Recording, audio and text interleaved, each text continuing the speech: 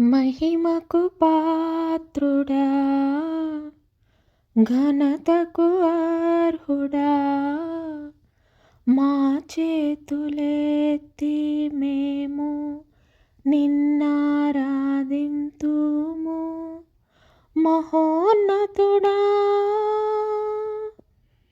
అద్భుతాలు చేయువాడా, నీ వంటి వారు ఎవరు? నీ వంటి వారు లేరు.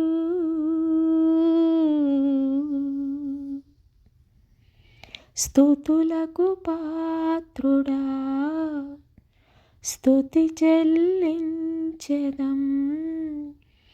నీ నామమెంతో గొప్పది, మేమారాధింతుము.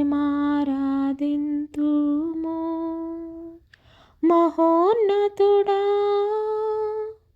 అద్భుతాలు చేయువాడా, నీ వంటి వారు ఎవరు?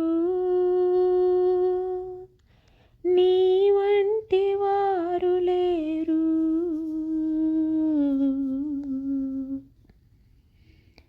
మనందరికీ తండ్రియు, మన రక్షకుడును, మన ప్రియ ప్రభువు శ్రీ యేసుక్రీస్తు శుభనామమున మీ అందరికి కూడా ఉదయకాలము ప్రత్యేకమైన ఆదివారం అండి. మహిమకు పాత్రుడైన అద్భుతాలు చేయగలిగిన తండ్రి మనందరినీ కూడా ఆయన నామంతో ఏర్పరచుకున్న పరలోకపు తండ్రిని స్తుతించుకోవటానికి, ఆయన కృపను ధ్యానించుకోవటానికి మాత్రమే కదండి మనము నిలిచి ఉన్నాము. అవునా? ఎందుకంటే ఈ లోకంలో ఇంకా నిలిచి ఉన్నాము అని అనుకుంటే ఏదైనా మన కార్యములు, మన యొక్క శక్తి, మన బలము వలన నిలిచి ఉన్నాము అనుకుంటే అది హాస్యాస్పదం. ఎందుకంటే నవ్వుకోవాలన్నమాట. ఎవరమైనా ప్రభువుని నమ్ముకున్న తర్వాత ప్రభువు ఆయన వలన, ఆయన కృప వలన నిలిచి ఉన్నాము. లోకమైతే నమ్మని వారైతే బలము లోకమును బట్టి నమ్ముకుంటారు. కానీ మనమైతే పిలువబడిన వారము ఆయన యందు నిలిచి ఉన్నాము అంటే అది కృప మాత్రమే అని ఆయనకి కృతజ్ఞతాస్తుతులు చెల్లించుకున్నట్టుకు మాత్రమే మనం వెళతాము. ఆయన దయను కోరుకుంటాము. ఆయన యందు ఇంకా కూడా నిలిచి ఉండటానికి, ఎందుకంటే ఆయన అద్భుతమైన ఆయన కృప మన ఎడల ఇంకా కూడా నిలిచి ఉన్నది అని చెప్పటానికి మాత్రమే. అవునండి. కాబట్టి నిలిచి ఉన్నందుకు ఇంకా కూడా ప్రభువును స్తుతించుకుందాం. నిలబడలేనివి కొన్ని పడిపోతూ ఉంటాయి. అవునండి.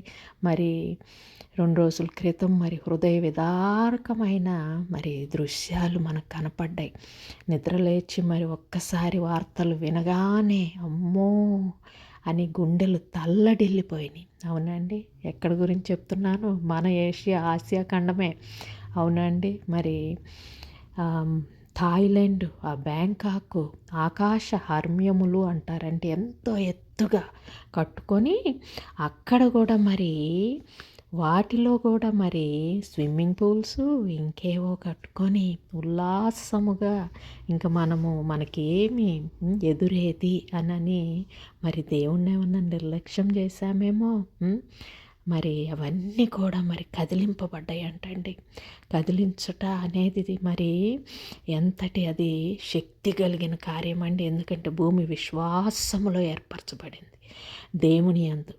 దానికి దూలములు లేవు అని అంటాం. మనం ఒక ఇల్లు కట్టాలి అని అంటే దూలములు అంటే కింద దాని యొక్క ఆ ఇంటికి పునాదులు ఎంత స్ట్రాంగ్గా వేస్తామో దాన్ని బట్టి అది కదలదు కదా అనుకుంటాం. కానీ భూమి ఎలా నిలబడి ఉన్నది అని అంటే దేవుని మాట వలన, ఆయన యందున్న విశ్వాసములో నిలబడి ఉండి అప్పటికి ఇప్పటికీ లక్షల సంవత్సరాలు, కోట్ల సంవత్సరాలు దాటుతూ ఉన్నా అలాగనే నిలబడి దేవుణ్ణి కోసము, ఆయన మహిమ కోసం నిలబడి ఉంది. మనందరి వలనండి, లేదా మన కోసమా? కాదు. దేవుని మాట కొరకు అన్నమాట. ఆకాశ గగనాలను నీ జేనతో కొలిచితివి, ఆకాశ గగనాలను ఆయన జయనతో కొలిచే ఆయనను బట్టి మనము తగ్గించుకోవాలి. ఎందుకంటే ఈ లోకమునకు దిగివచ్చి తన కృప మాత్రమే కాక తన శరీరము, తన యొక్క ప్రాణము, తన యొక్క దేహములోని సమస్తమును మరి మన కోసం విధేయతలో నిలబడ్డారు. ఎవరండి? యేసుక్రీస్తు ప్రభువు కదండి. మరి శూన్యంలో భూమిని వేలాడదీసిన యేసయ్య మరి ఇక్కడ ఈ లోకానికి మాత్రము తను వేలాడుటకు మన అవిధేయత కోసము వచ్చి దాని మీద చివరి బొట్టు రక్తము కూడా మరి ఆయన ప్రేమించిన ఈ లోకములో నివసిస్తున్న మనందరి కోసము అలాగా నిలిచున్నారంట.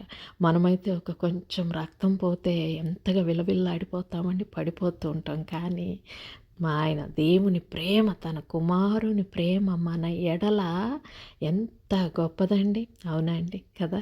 తండ్రికి ఇచ్చిన వాగ్దానం కోసం మన ఎడల ఆయన నిలిచినట్లు మరి ఎందులో నిలిచారండి? విధేయతలో నిలబడ్డారనమాట. కాబట్టి దేవుని విధేయతను తొలగిపోయే ఏ విషయంలో మనకు వద్దు అని మనము ఎప్పుడు కూడా కోరుకోవాలి. విధేయత అనే దాంట్లో ఆయన నిలిచి ఈ లోకంలోని సమస్తమైన అవిధేయతకు ప్రతిదండన చేశారు. దానిని మనకు ఉచితముగా ఇచ్చారు కృపగా. కాబట్టి మనమందరం కూడా ఒకరికి ఒకరము విధేయతలో నిలబడటానికి ప్రయత్నిస్తే భూమి ఎందుకు కదులుతుందండి? అవునా? మరి భూమి క్రిందంట మరి ప్లేట్స్ ఉంటాయంట. శాస్త్రజ్ఞులు చెబుతూ ఉంటారు, ఎందుకు ఈ భూకంపం వచ్చింది అని అంటే ఆ ప్లేట్స్ జరుగుతూ ఉంటాయంట మనకు తెలియకుండానే. ఆ ప్లేట్స్ జరుగుతూ ఉన్నప్పుడు ఆ సర్దుబాటులో ఇలా అవ్వచ్చు అని చెబుతున్నారు. అలాగనే మనందరము కూడా మరి మన చేతులన్నీ కలుపుకొని విధేయతలో నిలబడి ఉన్నామనుకోండి, అప్పుడు మనల్ని కూడా కదల్చబడదు. కానీ ఎప్పుడైతే ఒకరికి ఒకరము అసూయ, ద్వేషములు, కమతములు, మత్తతలు, కామము, అల్లర్లు, అవిధేయత అనేది రాగద్వేషములు, కనికరములు లేకుండా మరి అవిధేయతను ఎక్కడైతే చూపిస్తూ చేతిని పట్టు తప్పిస్తామో మరి ఆ భూమి కూడా మరి పట్టు తప్పినట్లు అయిపోతుంది. అవునండి కదా. కాబట్టి మరి మనమందరం కూడా తండ్రి సీయోను శిఖరాగ్రము నీ సింహాసనమాయెనా, సీయోనులో నిన్ను చూడాలని ఆశతో ఉన్నాము మా యేసయ్యా, నీకే వందనం, నీకే వందనం, నీకే వందనం, నజరేయుడా మా యేసయ్యా, ఎన్ని యుగాలకైనా ఆరాధ్య దైవము నీవేనని గళమెత్తి నీ కీర్తి మేం చాటెదం.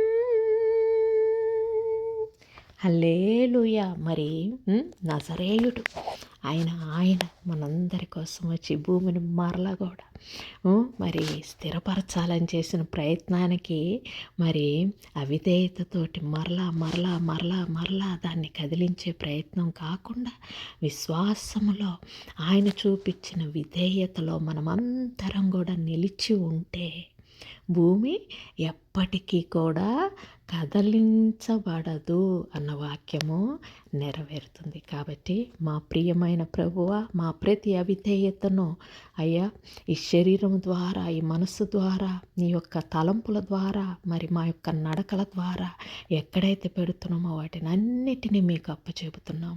లయపరచండి అయ్యా.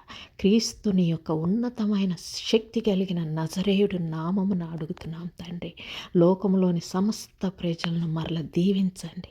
మీ విధేయతను మరల కూడా పునః ప్రతిష్ఠించమని క్రీస్తు బంగారు నామమున అడిగి వేడుకొని ప్రార్థించుకొనిచున్నాము తండ్రి.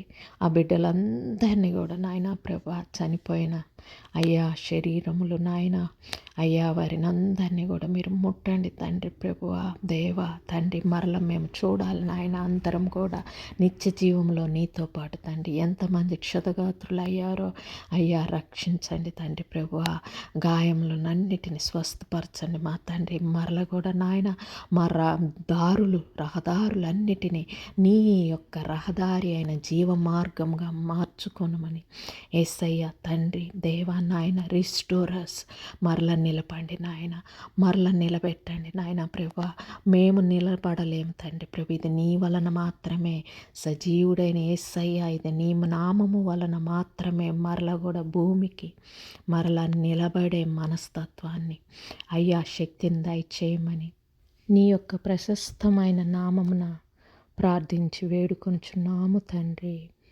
సమస్త లోకమును మరల కూడా దీవించి ఆశీర్వదించి నీ కుమారుడైన క్రీస్తు నామమున సమస్త అవిధేయతను కొట్టివేసి విధేయతను మరల కూడా సత్యముగా మాకు ప్రతిష్ఠ చేయమని ప్రార్థించి వేడుకొనుచున్నాము తండ్రి.